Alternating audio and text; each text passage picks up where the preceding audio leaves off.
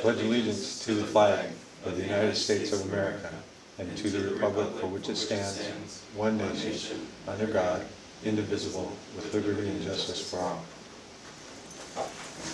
Okay.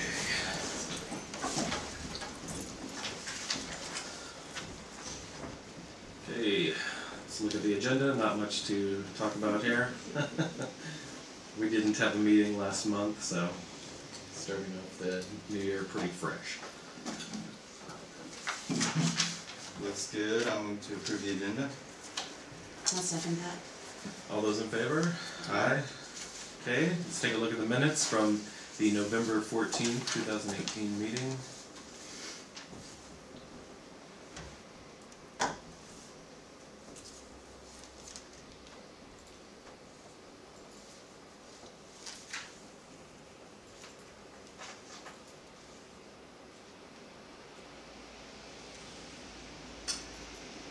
Is it the October meeting that we approved to send our work plan for this year to the council? I think so. Yeah, I think so too. October was the date on Yes. Okay. this that I had. Nice.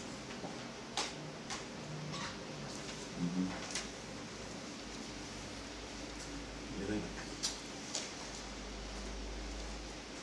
Yeah, looks good. I'll move to approve the Wednesday, November 14th, 2018 Planning Commission minutes. I will second that motion. All those in favor? Aye. Okay, John, you want to give us a mayor's report? Good evening, ladies and gentlemen. Welcome, gentlemen. It's been 3 meetings of the council since you last had a report, and there's not much to report. Up until last night, the 2 previous meetings were all about closing out the fiscal year and winding down 2018 operations.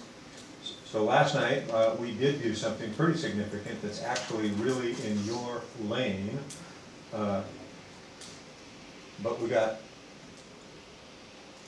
excited last year, and when we tried to get some land use actions through our then planner, we were stonewalled, and so the city initiated its own text amendment process. We had the first public hearing for that last night. We'll have a second public hearing on the 22nd of this month. And the text amendment says pretty much words that will allow us to undo a lot combination under certain very specific conditions. And that's so that people around here can do what they want to with their land, again, as long as the conditions are met. And the other thing we're doing is seeking to adjust the table of the uses to allow agricultural uses on the land that the wastewater treatment plant is sitting on, but that's not what we said. We said use agricultural uses on land zoned for public, semi-public. And then we found out, yeah, it's actually pretty good for the school too, because they have some greenhouses over there, and guess what? They're public, semi-public. So that's it in a nutshell. It's a surprise to you, and I cannot apologize profusely enough for that. The transition was not handled very well with regard to the commission, and I just apologize for it. But we're very pleased to have SCJ Alliance as our planning partners. I was just speaking with Dan about the document that you all socialized and took action on, I think is the right word, in November. And I would suggest to you that document is probably a good jumping off point to have the discussion with our new planning partners. You've heard this speech before. We're really working hard on getting the city hall, or I'm sorry, the city council to articulate a vision 10, 15, 20 years down the road.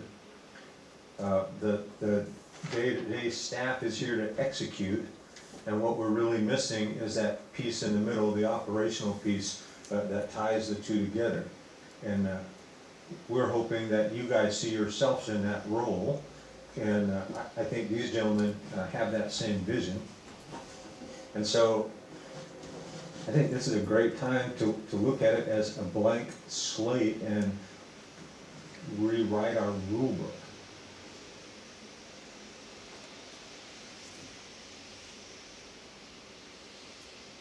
So, with that, your questions?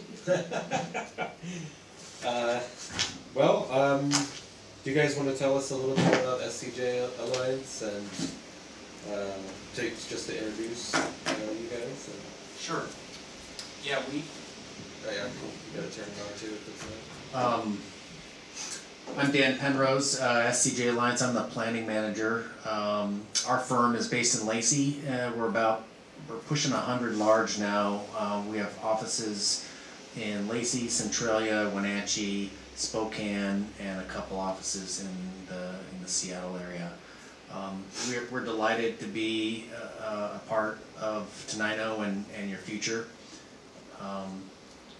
Brett Burris here is going to be your go-to person. I'll let him talk a little bit about himself.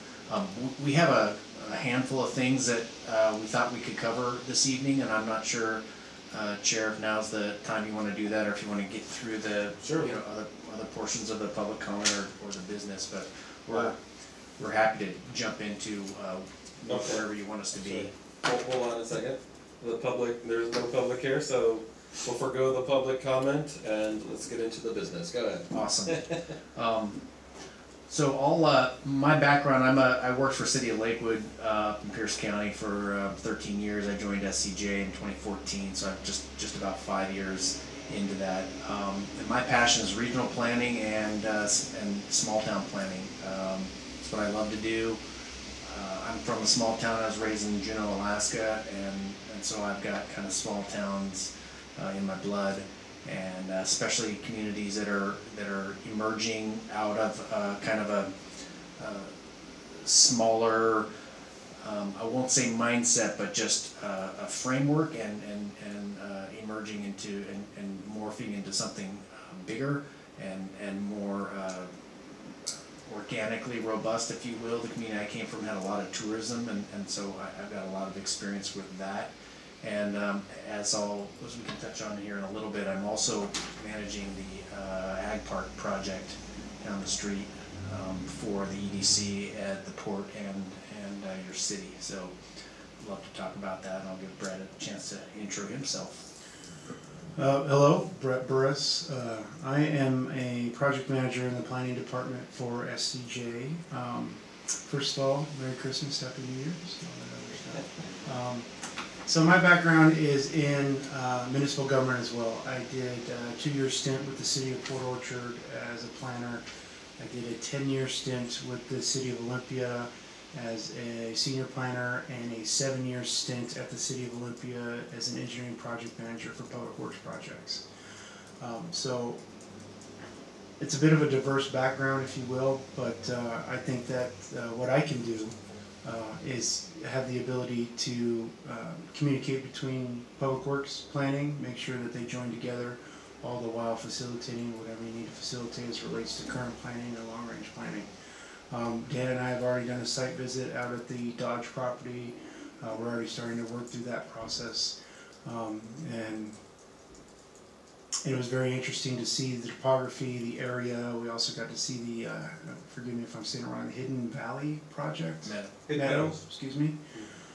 Which we haven't been able to dive into yet, but we're greatly looking forward to it.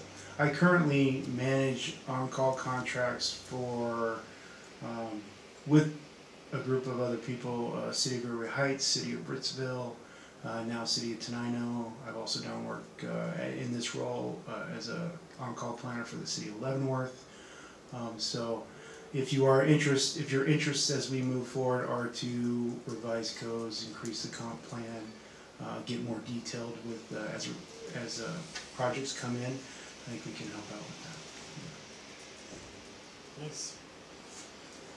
And we'd love to just hear a little bit about the three of you, if that's okay. I'm really interested. I heard a little bit from you. Yeah. Do you want to start or? Me? I have been on the planning commission actually for 6 years. This is backwards, just so you, Yeah, my, change, so I can change. yeah. I've been on the planning commission for 6 years, and I've lived in the area since 1976, and real estate broker for 29 years, and have learned a ton being on this. So I'm kind of a small town person anyway. I grew up in Napavine, and always been kind of interested in civic duty and whatever, you know, to give back to the community. So that's what I'm doing here. My name is Corey Mounts. I'll echo Becky's sentiment about serving the community. I have a environmental studies degree, and I actually work in higher ed up at Evergreen State College. And so it's not a profession that dovetails directly with this role. I've been here about 2 years, and I still feel like I'm learning quite a bit. So just happy to be here and contribute and learn. I'm Will Rutherford. I'm the chair of the Planning Commission. I have a environmental science background. I run an environmental consulting firm out of my house, just me, but stay pretty busy. I guess I've been on the Planning Commission since 2011 now. Been the chair for the last few years, and how did I get into planning? I mean, I moved to Tenino in 2004, and you know, in the mid-2000s I wrote some grants for the park, just, you know, as a part of a community group, and we got the park expanded by a few acres, and you know, I just wanted to get involved, and I saw that at the time, you know, there was like just the same folks filling the same roles, and I just wanted to step in and give my 2 cents, more or less. And you know, I've really loved Tenino, and I love living here, and I just wanted to be successful, and everybody in the city to be as successful as possible. And I want to help in any way that I can. So. Well, I forgot to mention I was born and raised in Thurston County, so yeah, we got Juno over here. He's the odd guy out. Yeah, so we don't really have a specific agenda for how we want to move forward. Do you guys have any suggestions? Or, did you have some things you wanted to cover? Obviously. Yeah, I've got a couple things here. With your permission, I'd like to. Sure. Feel free. So we'll start with this little this questionnaire that we put together. So that kind of two things from our perspective of purpose. One, we're trying to learn a little bit about you and kind of what your interests are, and that hopefully will dovetail into the second part, which is a discussion about the 2019 work plan. And you meet monthly, which is may seem like a lot, but a lot of things can happen in 4 weeks, 4 to 5 weeks. And so the idea here is to kind of give you a sense of a status report every single time we come back together, and just, you know, kind of keep a work program in front of you and let you know what we're talking about. John's been very good to give us some insight into some of the background of planning activities in your community, and we have a very kind of community-minded approach, and so we're all about transparency where we can. I mean, there's some limitations to what we can and can't share, but if projects come through the door, I think you should know about them, and so we'd like to share that with you. So we've got a little bit of paperwork on that, but first, these are kind of a questionnaire, and I wrote them in a way that we'd like to collect them back and hold on to them, but talk about your answers in this meeting as time permits and as you're interested, just to allow you to also connect with your ideas between the three of you. So I'll read the questions out just for the record so that it pops up on the audio and visual, and so the audience can know what we're looking at. But the 4 questions are: what is one business you'd love to see in Tenino that is not here now? The next question is: what is one physical improvement that you think would make a big difference in the livability of the community? Question 3 is: it's December 2019. When you look back at your year on the Planning Commission, what is your proudest accomplishment? And then what else should we be thinking about? Those are the 4 questions. And then there's an area of kind of questions for us. What would you like to know about us, about what's out there, whatever. So I thought we could just give a few minutes to maybe answer those questions, and then if it's the pleasure of the group to kind of maybe go through the list, maybe one question at a time, and allow us to maybe feedback and get some dialogue going with you. That's the thought. Sounds good. Yeah. I like it. So how long have you guys been working on the ag park, if you don't mind me asking you guys a couple questions? Yeah, so the Ag Park project, we came under contract, I'd say, in May, or maybe April, is right around there, late spring. I'd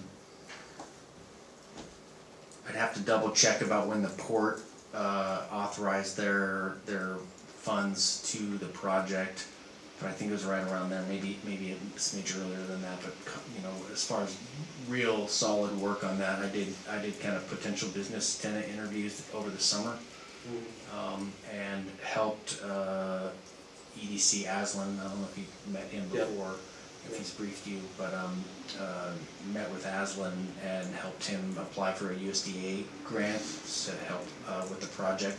And capital funding for that was authorized by the legislature at the end of their session, so I think we probably didn't get too far down the road before that $618,000 was awarded out of the legislature, their capital fund. So about that long, and we'll get to it here maybe in a minute. I have kind of a draft work program to kind of bounce off you and ask for your ideas, but one of the things on there is a periodic update on the Ag Park.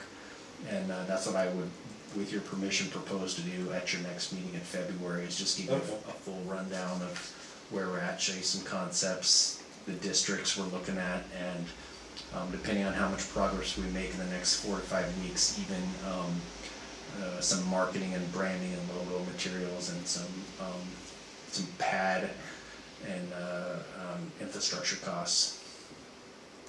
Nice. I'm excited to hear more about that. I was kind of part of it back when it started, but I haven't really been keeping up with it too closely, so it'll be exciting to hear about. I guess, have you guys, what kind of businesses have you guys shopped at here in town so far? Have you eaten at the restaurants or that kind of thing? Yep, I've had, maybe like the rest of Thurston County, I've had Mexican food here.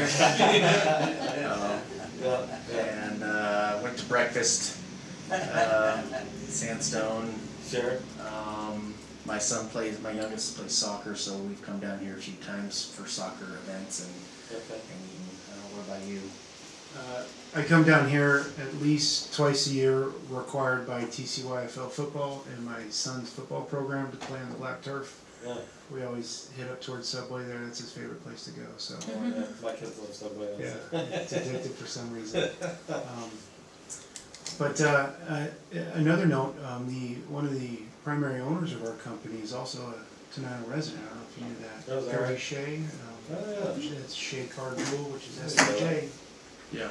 And actually, Lisa Hicks, our finance officer, is a lifetime Tenino resident too. So we've got That bodes well. the boss is paying a lot of attention to our work. Don't screw it up. I think something like that. Yeah, our company and Tenino have a great history. A lot of the siblings of Mr. Shea, two of them at least, work for the company, transportation planners, and so, yeah. A lot of Live in our, Tenino. yeah, a lot of our folks live in Tenino still, or right out of town. So, and I guess maybe last name drop is, I'm good friends with Fred Evander. Fred was, staff for TRPC before he left to go work for Lewis County, so. I really like Fred. Great Yeah, guy, he's Fred. you know, and so just know that. He lives here also. He does, yeah, just know that he's a little bit of he's kind of a ringer for us. I mean, I'll call him up and ask him some stuff. Oh, really? And, Oh, that's good to know. and so we can kind of add that to our little kit there. Sweet. Yeah. Well, I mean, in terms of, it seems to me like just my observations. I'm on the board of the Chamber of Commerce also. Mostly just do the website though, I have to admit. I don't know. It seems to me like the food oriented businesses in town are probably the most successful. Maybe the marijuana store also possibly. That would be my guess, just from my observations. But I always wanted to see, like we have a brewer. We have Wayne operates a little brewery in his garage. I didn't know that. Yeah, and we have the pizza place, and we have the Landmark Tavern. We got the Eagles. I love like the iconic brew pub like thing. So I feel like something like that would do well here, and could sort of help to be an anchor for some of the small antique stores and that kind of thing. Get them a little more business as a way to get people to stop as they go through town. I've always liked that idea. We have a few coffee shops. We don't really have a bakery. That would be nice. I feel like people like that, like to stop at an actual bakery. I think that's what gets, well, it's changed hands many times. Western coffee. Western, has always been that they've got that. Yeah, see that expanded, that would be nice. Yeah. Something like that, yeah. So yeah, I guess for me, I mean, I like the set of shops, and with the addition of the hardware store and the grocery, that was huge. But we have a nice set of shops for a small town. There are a few things missing, maybe like some kind of bike store or something. If we could, I don't know how like a bike repair place and store would be nice. I mean, those are like iconic small town Got some shops. spaceship in there. I don't know. For me, those are kind of the things that I'd like to see move into town. I'm excited about the ag park, obviously, and the sort of job creation that I think that could be. In terms of keeping people in town, it's kind of a bedroom community, seems like, for the most part. So during the day, sometimes it's pretty quiet, except for the traffic going through town. But if we had more jobs within the city, obviously, everybody, probably especially the restaurants, but everybody would benefit, I think, so. Businesses that create jobs, the new marijuana processing facility, I don't know how many jobs that's gonna create, but Remember somebody saying. less than 10 or something like that, or, How many jobs? yeah. 19. Oh, nice.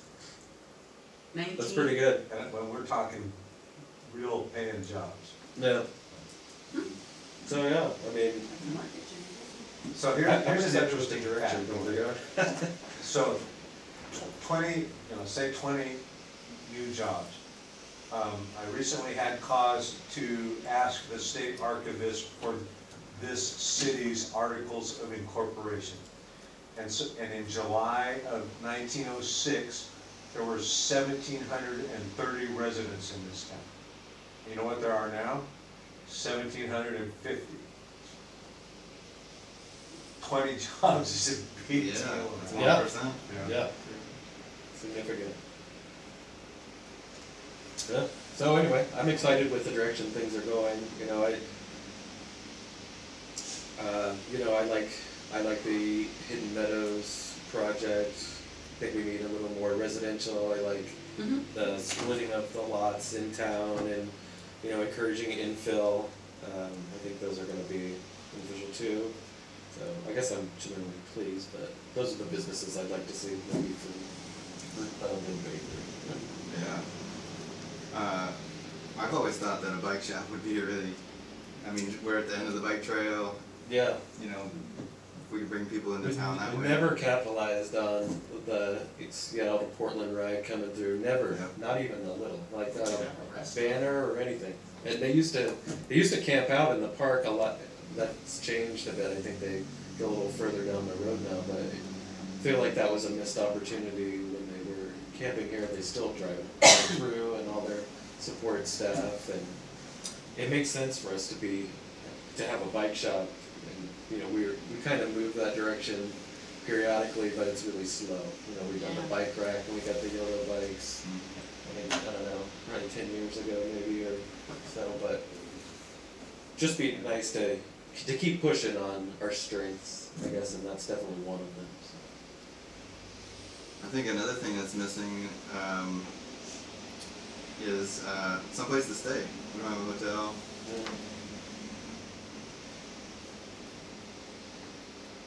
And It then, seemed like we were gonna get a bed and breakfast for. yeah, we don't have a bed and breakfast. We don't have any. Not sure what's going on with that. We don't have any place for somebody to come and stay. And then I'll just echo, you know, wineries, microbrews, distilleries are things I wouldn't mind seeing as well. And I'm a bird geek, so just because of my own hobbies, it'd be great to see a little, I don't know, wild bird movement or something.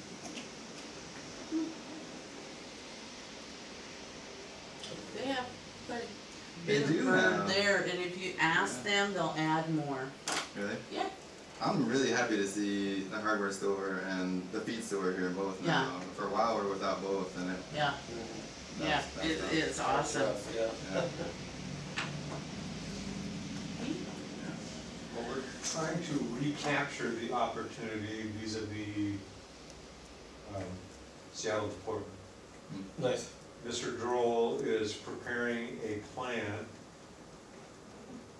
for a bike kiosk that we're gonna locate near the current kiosk, and that one backstop where there's a step out for water and power. And the vision there is a facility that will have some tables for like changing a bike tire or, you know, putting a chain back on, you know, bike maintenance. Water bottle filling station, pet filling, you know, pet bowl filling stations. You know, a nice place to stop and break, specifically for bikers and hikers. So we took a step in the right direction, I guess. And based on the plan that Bob presents us with, the Port of Olympia has given us a $10,000 grant that the city's prepared to match dollar for dollar to build the thing. Centralia College is the midway point where most people stay the night, and I mean I don't know who you would contact to get in on that. We don't have a business place to stay overnight anyways, but a lot of those bicyclists want to stay in somebody's home overnight. And a lot of people down in Centralia kind of host people.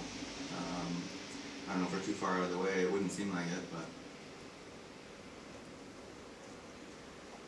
It's interesting, you mentioned motels, and I absolutely agree that we also need housing for young families. There's no place for a young family to affordably live here. Just had this discussion with my wife last night. The house we're in right now, the price it would sell for today, we couldn't afford 10 years ago when we bought it. Right. Nope. You couldn't Why would we probably be? want to rent it for what it will rent for. No. I have the house next to the police station. I cannot believe what it rents for. Yeah. Thanks for the holiday card. Okay, my turn? So I agree with the hotel and even Airbnb. What I'm gonna say is, that's a great idea, and there's not enough draw yet. There will be. So my two things are so very different, so I'm glad we're talking about this. A car wash. So I live here, right, but I always go to Capitol Boulevard's It doesn't take up very much space, and I'm guaranteeing you they make really good money. And what they do employ is the high school kids. So it's employment for the high school kids, they're making tips, and there's plenty of lots left because it really doesn't take up much space.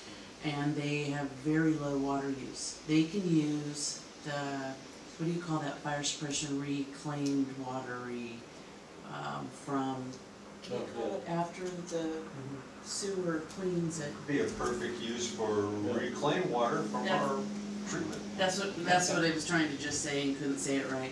And then a small medical facility. Yes, we have one doctor in town and he is very close to retirement age, if not Dr. at John? retirement age, yeah. He's done.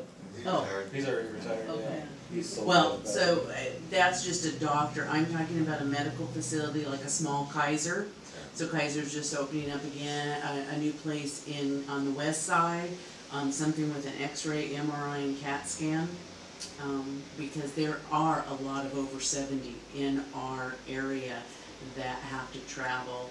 Some of them don't have, so we have the space.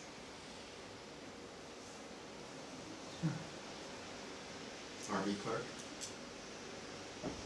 What was that? RV park? Oh yeah, but wonderful. Not like a permanent, not like a place to live. A place to visit.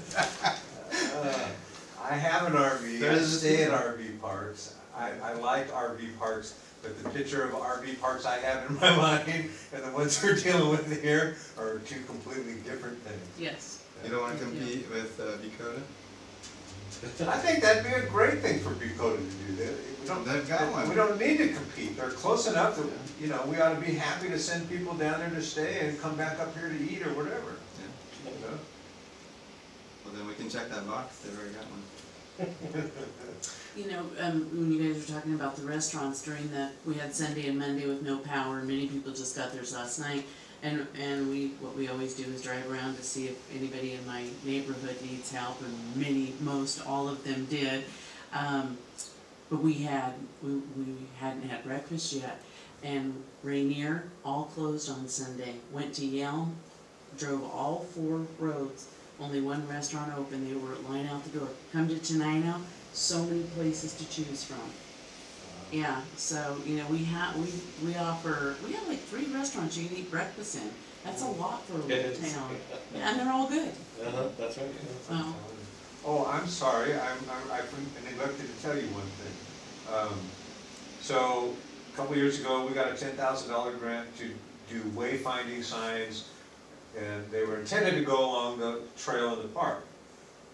The county asked us not to buy anything that would go on the trail until such time as they standardized the way they wanted to present the information throughout all the jurisdictions. Mhm.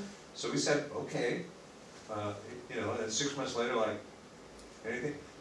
So the bottom line is we had to spend the money. We spent the money on wayfinding signs, but they look a lot like the ones hanging over the entryway to the park and the quarry pool. They are really nice wooden signs. And you're gonna see them go up here on Sussex Avenue within the next couple of 3 weeks. And they point to things in the park. Nice. Yeah, same artist, Sean, right? Yeah, he's great. Really nice. Talk about Leavenworth. When you mentioned that, I'm like, we don't see ourselves as Leavenworth, but I wish. that's a kind of a vision. That's easy to find things there. The signage is fantastic. It really is. That's true.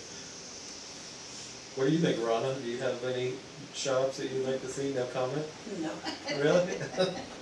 What about you, John? You guys hit on them. The housing, I would say housing, motel, hotel, B&Bs would be absolutely fantastic. Some measure of housing for, I don't want to say low income, but young families, that demographic, I guess. And then the other thing, it's not my lane, but I know it's a goal of the city. We've designated the old historic district as the creative district to attract creative type businesses, and when we say creative, we're thinking really expansively, software developers, craft beer, craft dairy, you know, same with the ag park kind of thing.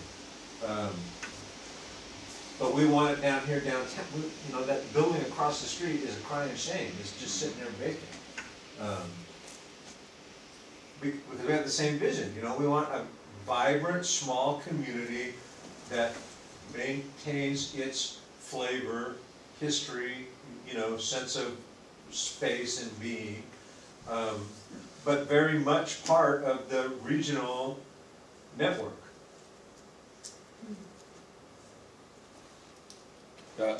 Brett and Dan, what do you guys think as sort of newbies to Tenino, but as non-residents, what kind of shops might you be more inclined to frequent if they were here? Do you have any ideas?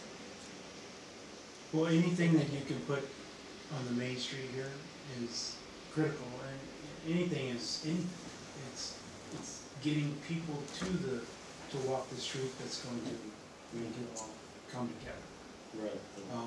And the way that you were just describing, being a fabric of the network of all communities, I mean, this is all comprehensive plan, goals and policies that, you know, could be part of our discussion as a planning commission to be able to get that 10 to 20 year forecasted goal. And you can identify these things. Car wash is a great idea. Yeah. How many cars are coming through town? 5,070. Oh, it's tremendous. People don't understand how busy that The street last is. demographics I did was 2014. Am I about right? It was about 5,000 a day. I think it's more than that. I don't. Sounds right. Fred used to do the profile. Remember the profile? And I was that the first time I knew that that's what he did. I'm like, oh my God, I've been using it since 2000. And you can. It's not too hard to do the traffic count on 507. No, Troy's been talking about getting a set for, you know, that we will buy a set just to do stuff just like that. Because if you don't have one, you have one in Yelm, don't want to have one in Rainier. Kind of all you have is spring one in Grand Mound and all that traffic. That's a great idea. And so you gotta, there's somewhere along the ways, a car wash franchise or a car wash owner has his own demographics and statistics that says if it's 5,000, I will get 20% or whatever the case may be. And that's the kind of thing that can be promoted. You're gonna find a lot. Oh, here's another pet one of mine. The gravel parking lot behind the Tenino Mall, behind Sandstone Cafe, right? That is city property. The whole lot is city property. We currently allow it to be used as, you know, it's a gravel parking lot. I think it should be a parking structure. I think it should be a parking structure that has multi-levels and has businesses on the ground floor. I agree.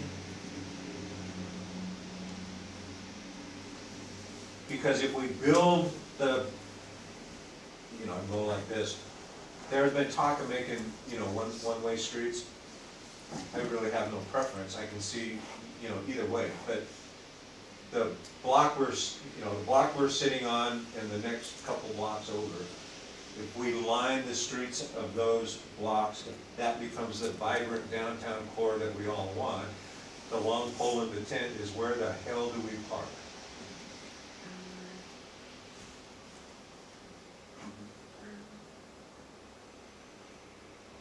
What's that square footage? I have no idea, but, you know, I'm thinking, there's probably 60 cars there.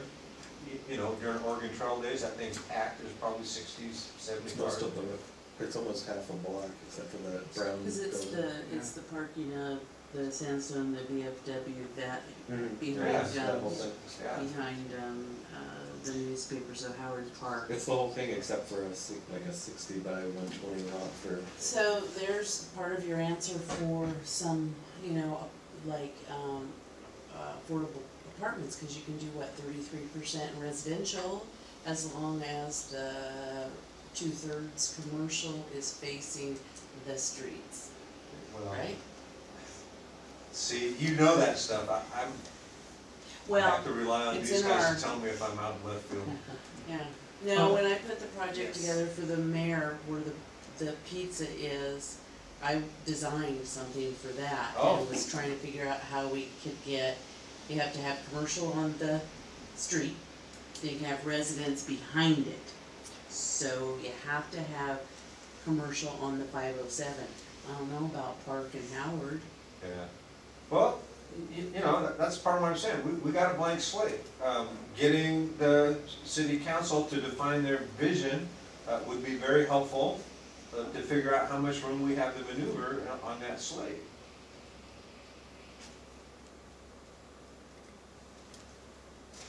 Are there any apartment complexes? Yeah, we have a few.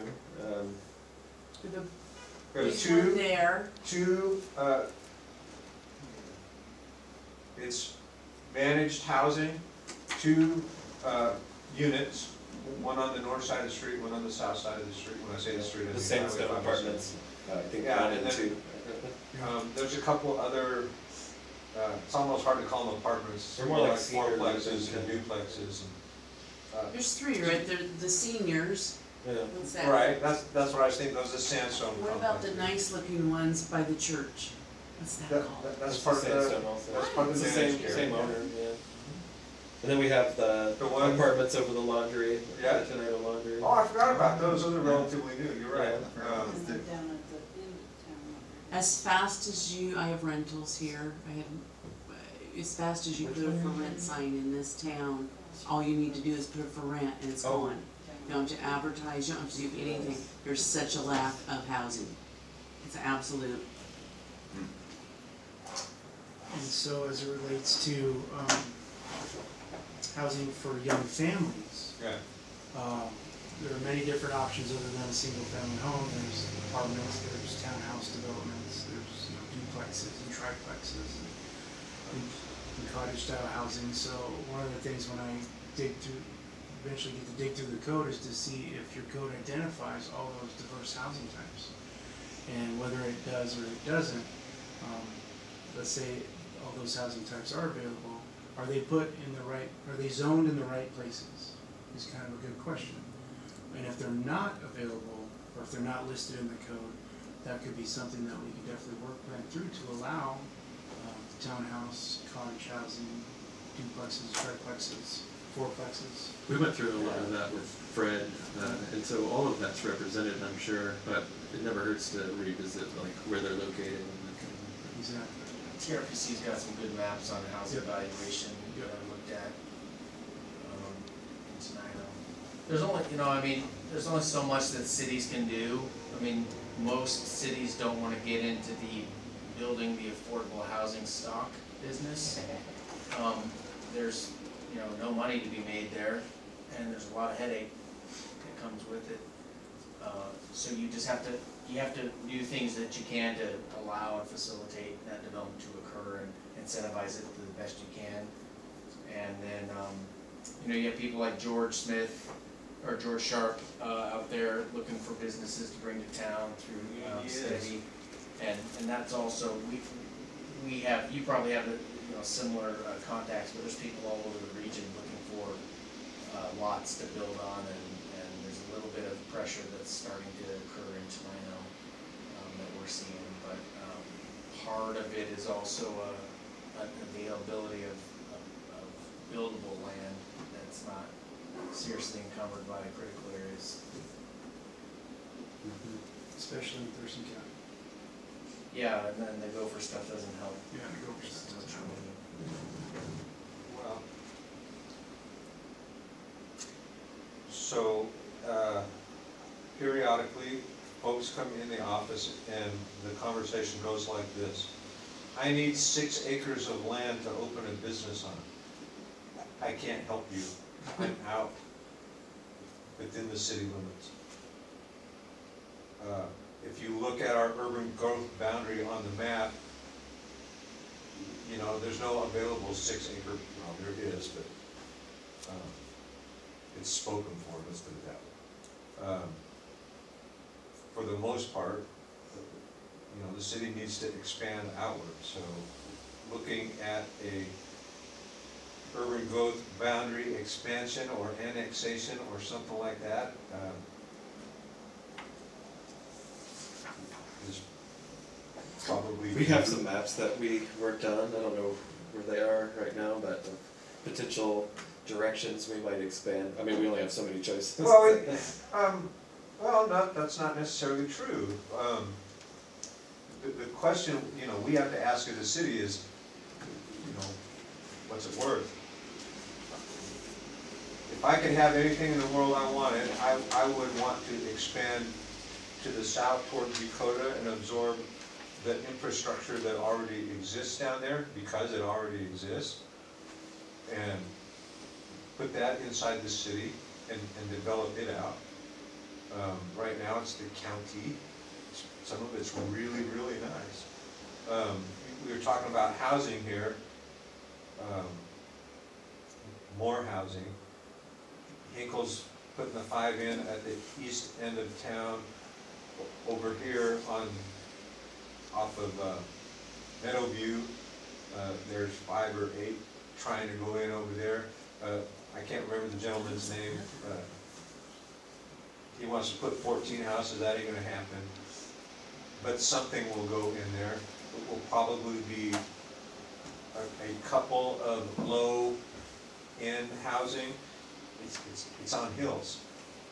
If you're gonna build on a hill, it's gonna be a high-end house. You know, again, not that we don't want a lot of money flowing into town, but the folks that live here won't be able to afford it. So, you know, who knows?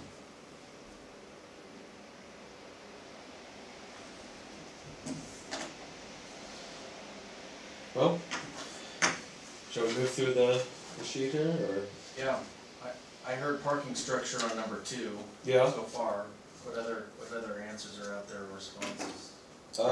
When Fred was here, we worked on a project called the 507 project, where we looked at beautification. We've been doing that, and we continue to do that with the signage and different things, sort of piecemeal-like. But in reference to the traffic, one of the big aspects of the plan was putting in roundabouts in a couple of places, and of course there are huge hurdles because it's a state highway, and you know, have to deal with that. But man, traffic gets really bad sometimes, and sometimes I think, like, man, you know, I never thought this before we talked about the 507 project, but in the last few years, I really wish there was a roundabout here.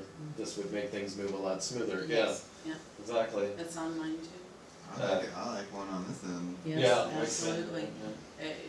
You're asking for it sometimes, turning there to go to McDuff. Yeah. Yeah, I think in the lit crosswalks and sidewalk, you know, that's one of the things.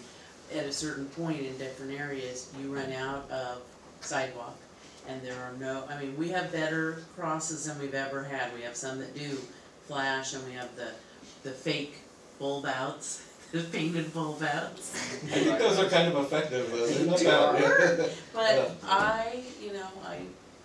I walk in Centralia, we do that quite often, and there's no issues. It's just fabulously, well, where I'm walking, McMinimans, that street. Very nice wide sidewalks, yeah. That's, we need that, and if you want somebody to rent that space, it can't look like a pole barn. It just can't look like a pole barn. So does that mean, what does that mean? How would it not look like a pole barn? If the owner would build something nicer there, they will come, and they will lease it, and they will rent it out, but, Well, I think, you know, that's actually a good point. The town is old, and our current developmental regulations are such that it would, you know, it would be easier just to come in and bulldoze some of this stuff and start fresh, than people come in and want to do something and we can't give them a permit because it will be structurally unsound. So I don't know how to clear those hurdles.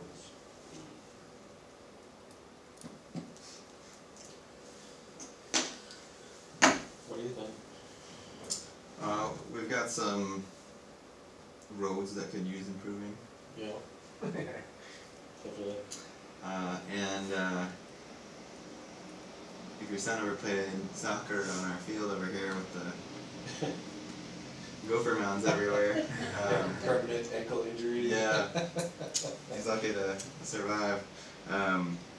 But we're kind of going down that road with Bob Roll and that plan, but that's a big one. The park, just the field could be really improved. Other park improvements would be really nice. I'm on board with the roundabouts as well. Sports are so huge in Tenino. I always thought that if we had like a county scale baseball athletic facility, multi-field kind of thing behind the middle school and elementary school in that enormous dry, flat area, we could host a lot more regional tournament events. We try to now. You like the rack in like Hawkesbury? Yes, exactly, same. I figured out that you could fit like 5 little league size backstops and 2 football fields over there in that space where there's like sort of sparse unkept field now.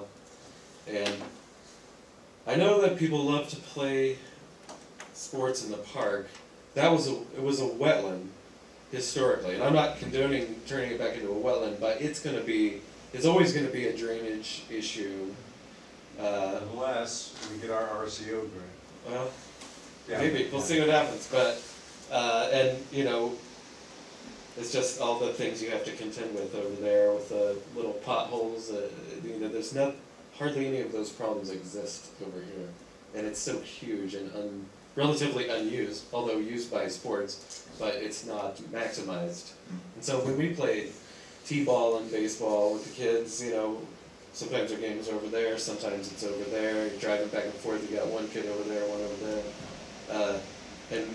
That's when we started talking about it, me and my wife, man, why don't they just develop a really nice one here and, with everything you need. I don't know, I think it could be a regional. When you do that, will the county fund it? Will it become the county's land and they fund it? I don't know, I just said county, I meant just to describe it as regional scale thing. I don't know if the county would own it, I would think the school would. Old school district. Yeah. But, yeah, I don't think the county would own it. It's what we need. I heard they finally opened it up, What's that? the county jail, isn't that what you were talking about? Oh, No, I'm the sorry. rack is a regional, all No, it's just a big sport- athletics. sport. Oh, I'm Yeah. sorry, I thought I Complex. heard you say something about the county jail. Oh, no, I don't think so. Well, you do get into your rack at a Yeah, county jail. Submarine. That's all of your possessions. Now, the rack is a regional athletic complex, in Thurston County.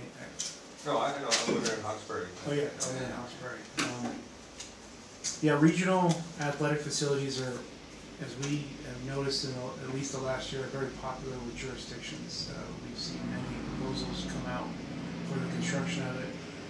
Longview, DuPont, Woodland, Washington, they are all vying to create some sort of regional athletic Because it facility. does bring people from farther in, right? And with the upgrades to the football stadium that's brought you down, I think those would have the same complementary result. And another thing that I do know about athletic complexes, my experiences with City of Olympia. Too many diamonds, not enough rectangles. They have plenty of diamonds and they're all lit at night, and so the softball players can play, but for the soccer part of it, there's not enough lit rectangles. And matter of fact, there's only 2 places in Thurston County right now that program to sports programs. Not necessarily the schools, they have their own programs, but to kids and adults who still continue to play, there's only 2 places that can do that. You know, I play rec soccer, and, well, I think we played at the high school there in Tumwater on the turf, and then out at the rack. That's pretty much it. City of Olympia just bought what's known as Spooner Farms off of the Elm Highway, and they're gonna turn that into a bunch of soccer fields, and lit soccer fields. within the next- Fantastic idea for that space. Maybe within the next 10 years, I think. Probably I 10 mean, years. They passed our Metro Park District, so they have a funding mechanism. It's extra money on Olympia's property tax. And so they have a funding mechanism. I think it's raising $3 million a year is what I thought I heard today. The total for the entire program is 75 million. Yeah. So they'll slowly, they're slowly picking off acquisitions, and then they'll start programming and building. So yeah, Brett's right, you know, athletic complexes right now are there's a big deal. Did you mention the one in DuPont? We did, yeah, we And did they're doing a feasibility one in DuPont up next to the wastewater treatment there at Solar Point. So there's a lot of people out there looking for potential revenue sources. As an aside, it's sort of a chicken and egg thing. If you get those, you need a lot of hotels and motels within proximity to them, which then drives restaurants and other things like that. So they can be lucrative. I know the one in Centralia is just humming like crazy. They've got indoor facility though, that makes a big difference. Where is that at? It's right next to Thornbrook's. Big Forest Park. Yeah, it's right cool. behind Safeway. Oh, And then It's big. Where the old It's really hard to pool get, and it's kind of a stuff pain to was. get to, but it's. There's still a pool there. yeah, that's where I used to work out when I was a kid. Yeah. I didn't know that was back there. What else on that number 2 about physical improvements? A covered outdoor basketball court. Right? Yep. We have outdoor basketball courts all over the place, but do you think I'm playing in them in the rain? Just put They a used to have roof. one at the school, did we not? Is it, they probably took that hoops down. Yeah. that's another programming opportunity as well. I did a parks plan for a park, it's called Archie Anderson in the city of Longview. And although not covered, they have a lit 4-court area. 4 times a year they have 3-on-3 basketball tournaments. We got a great basketball coach here, but each of the middle school and the high school each have a court, and they got to share that with all the other events and things that are going on. He's always squeezed for space and time. And, I don't know. And then just more generally, older kid toys at the park, things for preteens and teens to do. I think we're kind of missing out on that kind of stuff here as well. Which may be addressed by Bob Droll's plans as well. I haven't seen. Yeah. I haven't seen the latest iteration of them. Did we ever tell you guys about the RCO grant that we, okay, so, we actually do have a park plan. I mean, it was a big deal here in Tenino, and the Park Commission helped socialize a plan that had plenty of public input, and then Mr. Droll turned that plan into, he's doing the same thing that you guys are doing with respect to the ag park. We pitched it to RCO, we were successful. We are, I can't remember, 21 on a list of 50 or something like that. Which ain't bad for right out of the gate, but, it depends on how much money the legislature puts into kitty, and then what are the people in front of us gonna take? What was the ask for? The dollar? Pretty close to $5 million. I think that might be tough at 20. That's the whole plan, the whole, and it includes improving the drainage off the back of the hill there, adult fitness stations, upgraded playground facilities that is age-specific, 2 different ages, covered play areas, the whole 9 yards. It's really, he did a wonderful job on the plan. The hopes for funding it,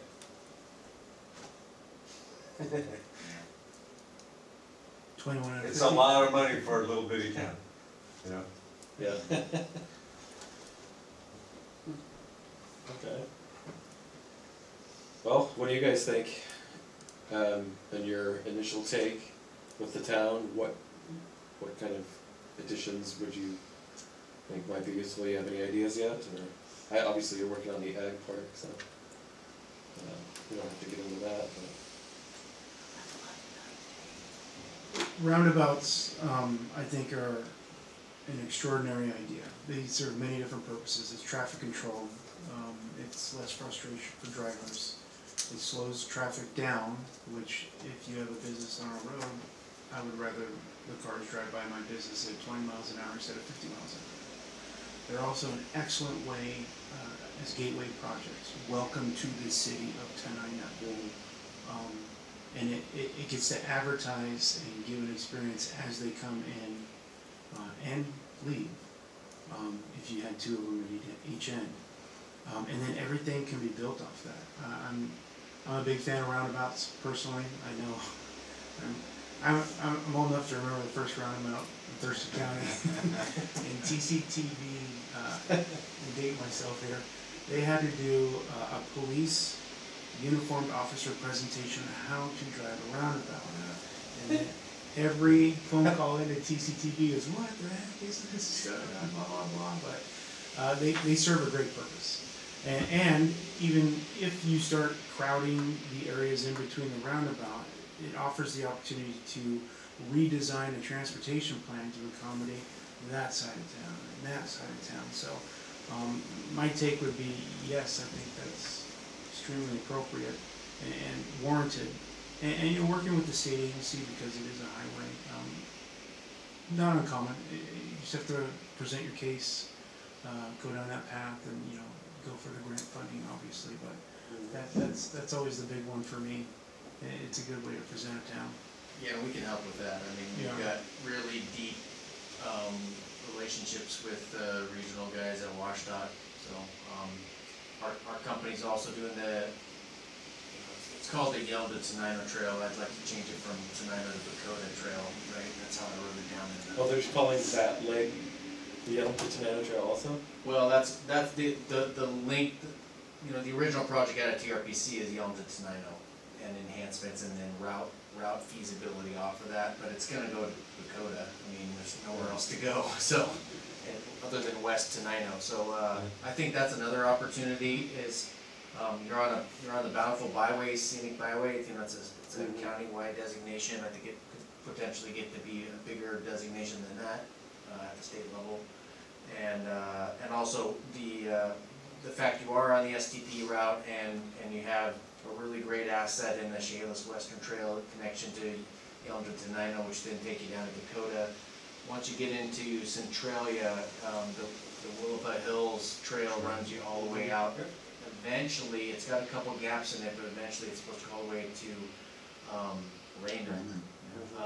And so that kind of stuff, where you're doing multi-day rides from somewhere up north, and you're looking for a good place to stop along the way.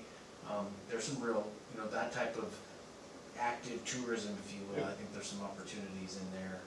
Especially, I mean, can you imagine as part of a marketing thing, you ride your bike all day, you get all hot and sweaty, you park it, you go jump in the Quarry pool. Yeah. That's a really cool way to wrap up your day that nobody else has. I mean, everybody's got a hotel pool or whatever, but jumping in the Quarry is pretty neat. So there's some cool things about it. Well, yeah, and then go to a nice restaurant, have a nice meal and a drink, wrap up the day. So I agree. Where does it, do we know where the route for that would go from where the end is now to where it would be kind of leaving town? Yeah, they're still working on that. I talked to our project manager on that yesterday. John, and you and I need to follow up on that, but it's got to get under the trestle. Yeah. Luckily, there does seem to be room on the outside of the abutments. So you've got the big, concrete posts there hold up the trestle for the train. On the outside of that, there's enough room to drop a trail in potentially on either side. I'm pretty sure the way we're leading now is to have the trail be on the south side of 99, to tie in with where we expect the bulk of the immediate development to be in the community, which is on the south side of 99 instead of on the north side. When the city did its West Tenino UGA expansion, the expectation was the Alpacas of America site was maybe a potential development site. There's, not surprisingly, we know there's gophers there, and that's going to be a tough one. I think you're tracking that the state's interested in acquiring that property and turning it into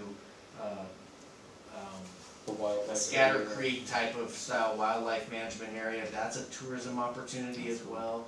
Exciting. If you get that trail on the south side of 99, you can keep going all the way on 99 until you want to stop, and head west towards Grand Mountain and Rochester. So There's another potential rails to trails over by Little Rock Road too, that runs along Little Rock. That's just, they've torn out the tracks, but it's just been sitting there for a while, but it's not officially a trail, but it's there.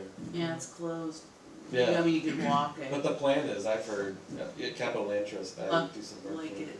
you could access it at Little Rock and I think 88th and Charmont down that way, that trail. There's like, So like, yeah, I've seen it. I know one place where you can access. If you go down 113th, from Scott Lake, Yeah. and you take a right on Little Rock, and then there's that gravel pit Yeah. right across the bridge.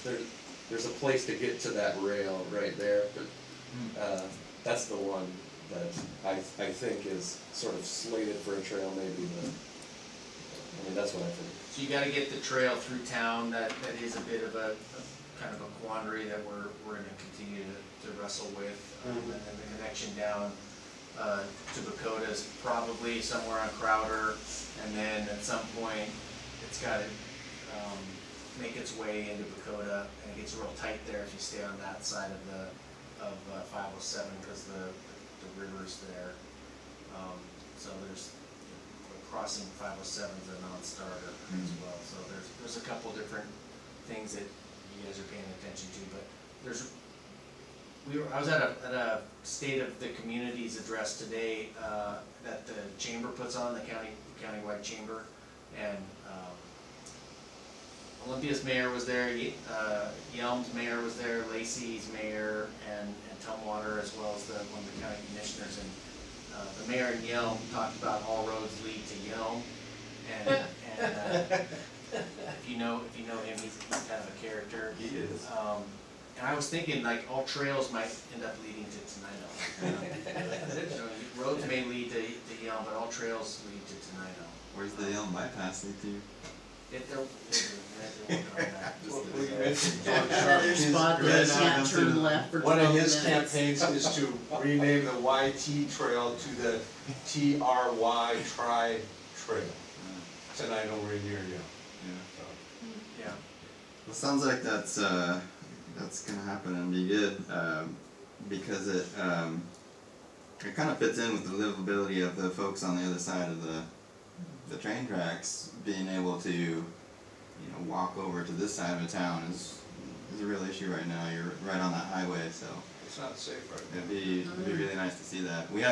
I live over there, and I feel like I have to drive to town, and it Taking your life in your hand. Right? yeah, absolutely. and it it prevents us from coming over here to this side of town as much as we probably would otherwise. Okay.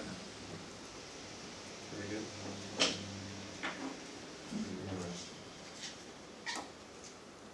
So how's your crystal ball? As far as, When you look back on your year, Oh, I see. I thought that was a typo. They meant last year. So, looking back on the upcoming year, what will be our greatest accomplishment? Let's see. Question. we're having this meeting January 2020. We say, how'd we do? We're looking for kind of a success measure here. What do you want to be proud about and saying, yep, we did a lot of fun stuff, we cranked through a whole list, but this is what I'm proudest about. We did X, Y, or Z. Good question.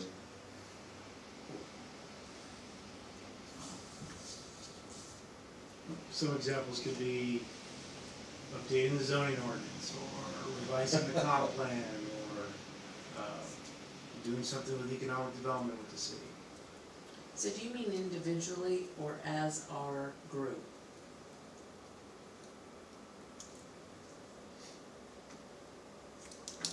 Well, I hope that individually or as a group, we bring in some more business to the empty spaces and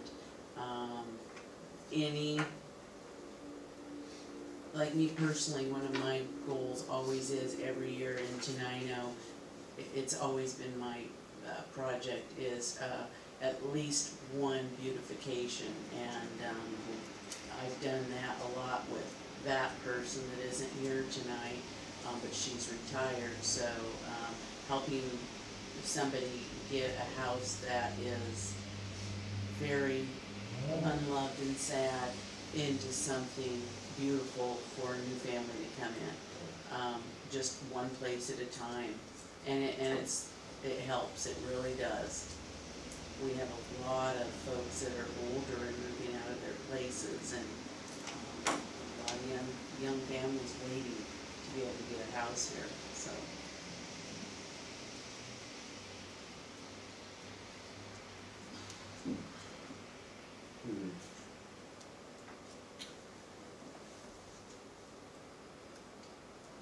I don't know if it would be a proudest accomplishment necessarily, but I feel like Tenino's like kind of like on the edge of some more rapid development than it has seen probably in decades, I would say.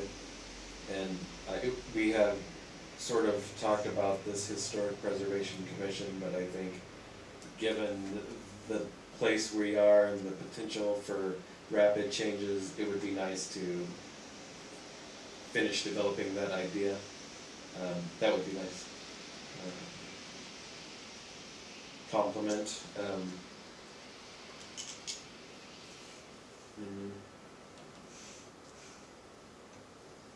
We've not really worked really closely with the city council either, so I think as just a goal and cohesiveness of city government, it would be nice to feel like we were all on the same page, or at least heading in the same direction. I don't know, historically we've been, we'll send them something, but they don't send us that much to look at or do really. I mean, I don't know how it's supposed to be. It would just feel more cohesive, I think, and I think that working on like a joint vision was one of our top priorities in our list of things that we wanted to accomplish in 2019. But it would be nice to build some more teamsmanship, I guess, basically is what I'm saying. And there could be a time when we'll need to run a lot more efficiently than we've had to in the past. With new developments and that sort of thing. One of the things that we also identified as one of our top priorities at the end of last year was doing the development regulations and kind of cleaning up administrative processes and what falls where. That's interesting to me just because I think I feel maybe a little not quite up to date on those things. I don't really get those that stuff. So it'll be a learning opportunity for me as well as working on the things for the city. So that kind of excites me. We're all volunteers, and I think for most of us, it's probably our first real experience in municipal government. I don't know about you, Peggy, but you've been around. Well, I don't know if you call it municipal, I was on the board for the, Deschutes, we're a, watershed planning task force. But it was very different than this, I mean, it was very different, we didn't accomplish anything in 3 years, that's what I felt like, I see where we accomplished, you know, things, but, yeah, this has been my probably longest term.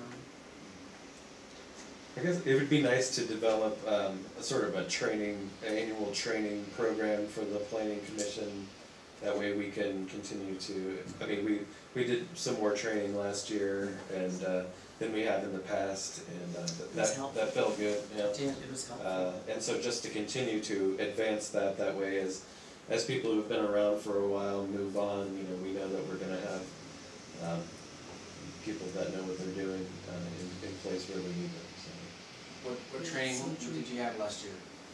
Oh, we took the, what is that, just the short course? Yeah, that's The Planning short and course, and procedures then we had a couple of different, Yeah. did Miss Benning or Miss Rock come and talk to you guys? Or from the Arts Commission? No. Yeah, we had the slideshow and the learning. Who did Katrina bring down here to talk to you guys about all that stuff, the historic committee and all that? Or did she bring We any? didn't have anybody. Oh, okay, I thought you guys had, No, I was hoping to meet with our historic preservation person for the city, That but hasn't happened. we haven't done that yet. um, Yes, the city is. again, tendency to confuse two things, so we have the historic district. We haven't heard anything about the arts, the creative arts district. Yeah, we're having an open house on that on the 16th. I think, well, both of those, if we were a 100% efficient organization, you know, the planning commission would have oversight of both of those committees. Because they're both supposed to be feeding you that, you know, hey, we wanna do this, or we wanna do that, and, you know, in order to do it, we gotta change this, or whatever, right? Then you guys would be performing your quasi-judicial function. I think that's what you guys get the biggest kick out of, and it's gratifying. And so success to me would be keeping your docket full of those kinds of issues. You know, what we gotta do the prep work first, we gotta get the folks here. And that's what we're focusing on this year. We're real estate folks. You know, the last couple of years, we were in the process of building it. Okay, we built it. They're supposed to come. We're not gonna wait, we're gonna go get them. That's what we're doing this year, we're trying to go get them.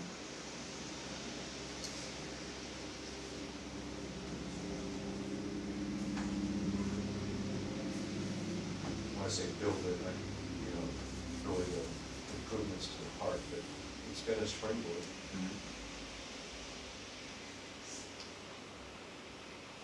I guess that's about what we have, it seems like, for, hopefully one of those will be a proud accomplishment this year. I found it just. You found it? But you signed it, so it must be the one that's supposed to go. Alright. Is this the only one that there is? Yeah, that I have right here. Yeah. I can give you another copy. Pass that down. Okay. Here's the list that we worked out, prioritizing our goals. Sorry, I didn't big for it. So we'll swap then, you guys give us that one. I just put together kind of a straw man example of a work program for the coming year with a little bit of a, you have an opportunity to kind of do a running progress report on this stuff every month. So we can, Because I have one. we'll take a look at the one from October and see if there's an adaptation we can put into this format, if you're okay with this format. Or even, you know, revise it as you'd like to see it. This is really as much for you as anything. Brett's used to working with lots of projects at once, you know, kind of a case manager situation, and so those projects are all in different levels of review. So that last set of rows there with current planning and development review. We'd like to keep you in the loop on kind of where we're at with all of those things. I put two of them down that I'm aware of. That 16312 Old Highway 99 subdivision, you know, that's the Meadowview project that was referenced. And then the Dodge property, which is adjacent to Scatter Creek, and kind of runs up the hill a little bit. Is now, Oh, that's just on the west side of Scatter Creek. yeah. West side. As soon as you go over the bridge, Property, that gated property that was for sale for a yeah, while. the gated property, and now the gate's still up, but if you look back there, it's been grubbed out pretty good. Oh. And actually has a stop work on it from the city for that road work. And so that's what's listed as number one there. It was that property that was for sale? So as soon as you go over the creek headed out of Before town, the hill, yeah, Oh, it's on the right hand It's like- side. on the North east side side. of the hill. So that's different than, that's not the, Bussey's, the Leavenworth? No, that's on the other side, this is on the other side of the street. Oh. Is that what? This is like across the street from where that sheriff's deputy lives, right by the. Oh, on the hillside, Yeah. I'm in hillside. Yeah, But on the Yeah. base, at the base of the hill, These, right next to the creek. Why is there a stop work order on? I'm sorry? Why is there a stop work order on? Because Well, there's, it's like right on Scatter Creek, and they're back there tearing the head. Oh. Yeah. there's no active development permit, and there was activity back there They're without, just- without a permit, I so. see. Yeah, it's wetland. Tearing stuff Yeah. out back there. So, and that's the one that Brett and I visited, whenever we visited, I can't remember days we running together, but,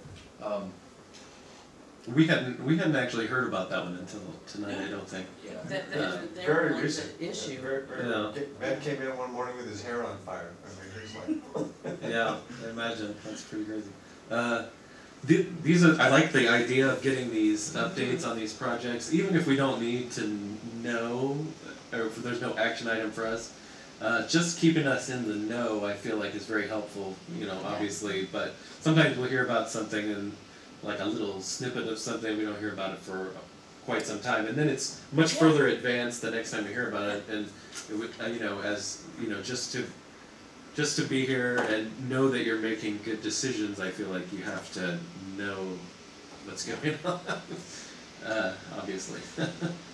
Well, what we would propose to do is just kind of keep you in the loop on the process of it. We wouldn't brief you on it, because in some cases, we need to keep separation between your roles. Sure. In case there's an appeal, or depending on if there's a conditional use permit that comes to you as a recommending body to the council. So there's some lines we wouldn't cross, so it's as much like a permit update, or a process update. We can leave the line to you, but it's Yeah. nice to know Yeah. that, to be able to get some kind of update on what's going on. So anyways, there would be a couple different sections on this. We would have a staff contact. Mostly it's gonna be Brett for your day-to-day stuff. We're contracted to have office hours in here. We're gonna work with John to decide exactly when those are gonna be. They're gonna be on a regular basis, whether it's a handful of hours every week or every other week, depending on what works best for staff. We'll commit to that. And then I'll bounce in and out on special projects and some long-range stuff as needed, just wherever Brett thinks he needs me the most.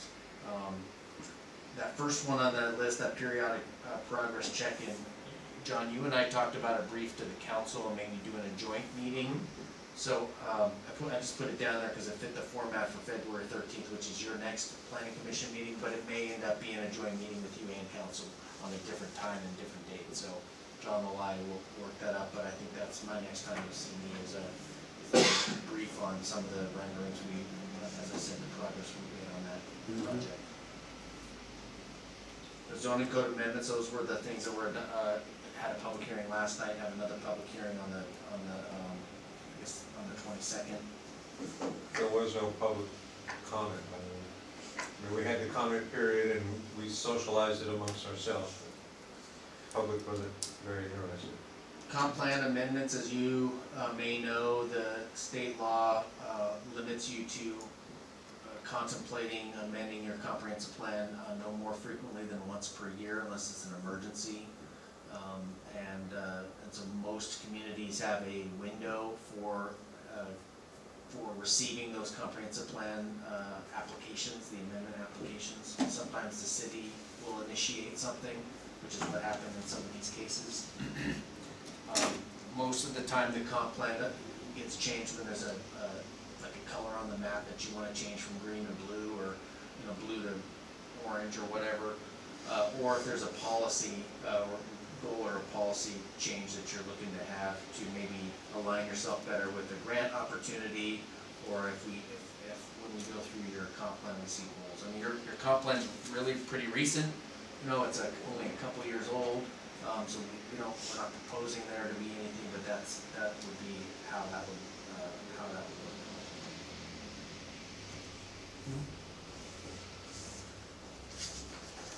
Just quick clarification, when you say turning green to blue or blue to orange, are you talking about actual use changes, or? Yeah, so I'm talking about if you're changing the map from a public, semi-public institutional to industrial property. That's the type of change that requires a comp plan.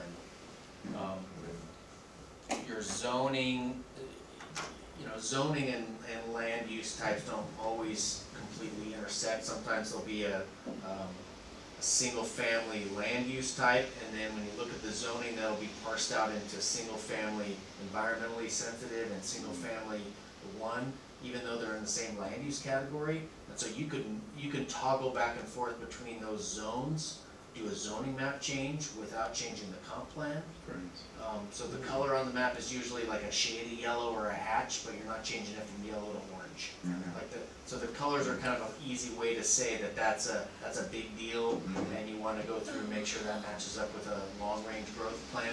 But the land use and the comp plan designation have density and dwelling units per acre attached to them. That is what feeds your population forecast, and then the way you administer that part is through the zoning code. So.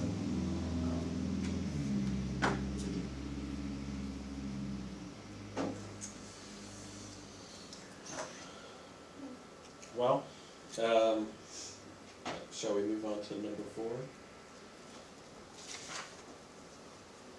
What else should we could you guys think of anything else that we haven't covered here? We have a space to fill.